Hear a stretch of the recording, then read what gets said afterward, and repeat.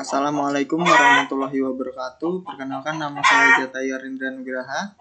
Saya adalah seorang mahasiswa Universitas Terbuka, Prodi Sistem Informasi dengan nomor induk 0546000222. Kali ini saya akan membuat video tentang pemrograman berbasis web ya, dimana ini adalah jawaban dari tugas kedua. Oke, jadi sebelum itu kita buka soalnya dulu ya. Dari soalnya ini Anda diminta untuk membuat sebuah aplikasi website sederhana untuk pemesanan bahan ajar di Universitas Terbuka.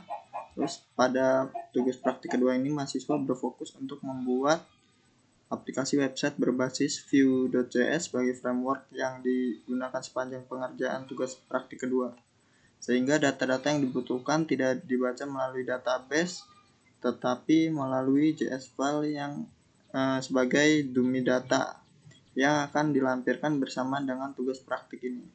Oke, ini seperti yang tugas pertama ya, cuman yang kedua ini kita menggunakan framework.js. Oke, langsung saja. Yang pertama adalah halaman stok bahan ajar. Halaman ini menampilkan daftar stok bahan ajar untuk seluruh UT daerah. Silahkan bebas menggunakan table list atau bentuk lain yang menampilkan list data dalam jumlah banyak dan memiliki data-data field. Teman-teman mahasiswa perlu menampilkan daftar stok bahan ajar yang terdiri dari kolom data field sebagai berikut. Oke, kode mata kuliah atau nama mata kuliah, kode judul, kategori mata kuliah, kategori UT daerah, PBJJ, lokasi rak, terus jumlah stok bahan ajar, KTY, terus jumlah stok safety bahan ajar, safety, status, sama catatan HTML. Oke, langsung saja kita buka kodenya. Jadi untuk yang pertama itu dia merujuk ke sini ya, di stok app.js. Nah, ini datanya ada UPBJJ list, terus filter UPBJJ, terus judul sini, terus form data di sini, kode, judul, kategori, PBJJ, lokasi rak, harga, quantity, safety, catatan HTML. Oke, lanjut. Terdapat fitur untuk mengedit stok data bahan ajar. Oke, langsung saja kita jalankan ya. Kita jalankan dulu websitenya. Oke, saya menjalankan website ini di localhost ya. Oke, kita masuk ke stok bahan ajar, halaman sini. Terdapat fitur untuk mengedit stok data bahan ajar. Oke, jadi ini tampilannya ya, tampilan dari stok bahan ajar. Di sini kita juga bisa mengedit ya. Ngedit ini tampilan untuk editannya seperti ini. Lalu untuk selanjutnya terdapat fitur untuk melakukan filter dan sort data stock. Nah, untuk filternya sendiri ada beberapa ini ya, metode ya. Mulai dari sini UT daerah yang tersedia di UT daerah Jakarta misal, atau Surabaya, atau Makassar, atau Padang, seperti itu. Terus juga kita bisa mengurutkan ya, mengurutkan berdasarkan judul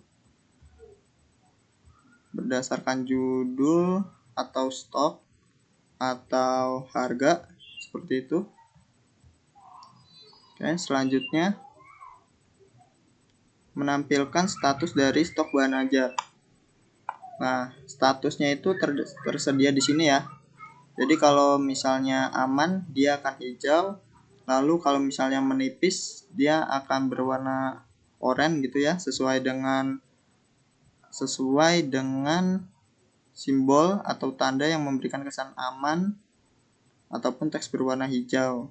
Seperti itu kurang lebih. Lalu berikutnya terdapat fitur untuk menambahkan data bahan ajar baru melalui formulir kecil dan melakukan validasi sederhana. Oke. Jadi kita juga bisa menambahkan bahan ajarnya ya. Contohnya misal kodenya semisal FISIP 4002, terus judulnya semisal pengantar sosiologi,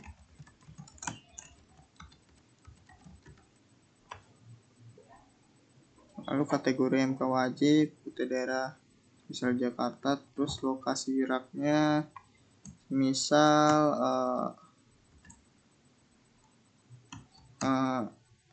R5 ya, terus harganya misal 70.000, terus stoknya misal 9, terus safety stoknya 4. Kita simpan, dia akan menambah ke sini ya teman-teman. Oke, selanjutnya untuk tracking delivery order atau DO, halaman ini menampilkan halaman untuk tracking status pengiriman DO bahan ajar seperti pada tugas praktik 1. Tapi di sini perlu menerapkan penggunaan framework. Oke. Jadi untuk interface-nya tracking DO di sini ya. Misal ini tampilan utamanya. Terus juga terdapat fitur untuk menambahkan input delivery order yang baru.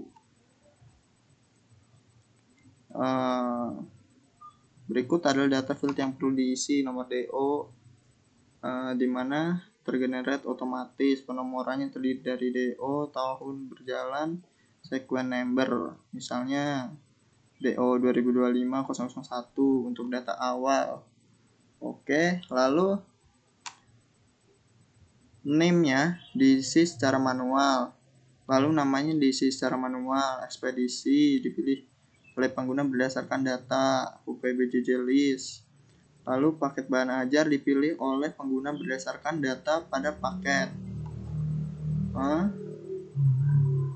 lalu tanggal kirim dapat diisi manual ataupun menggunakan fungsi DET untuk mengambil local time, lalu total harga diambil dari data pada array of object, paket atau harga. Oke, langsung saja dipraktekkan. Jadi kita di sini bisa menambahkan DO baru, misal name-nya 1 2 3 4 5 6, namanya Tony misal. Ekspedisinya reguler atau express, coba kita isi express dulu. Lalu paket bahan ajarnya paket IPS dasar atau IPA dasar, IPS dasar, tanggal kirim sekarang aja coba, lalu kita tambah DO. Oke, DO 2026-001 berhasil ditambahkan ya. Jadi untuk nomor DO ini dia otomatis ke generate berdasarkan DO, terus tahun berjalan sama sequence numbernya atau urutan nomornya. Oke, seperti ini. Nah, untuk struktur proyeknya pada tugas praktik ini yang disarankan adalah sebagai berikut.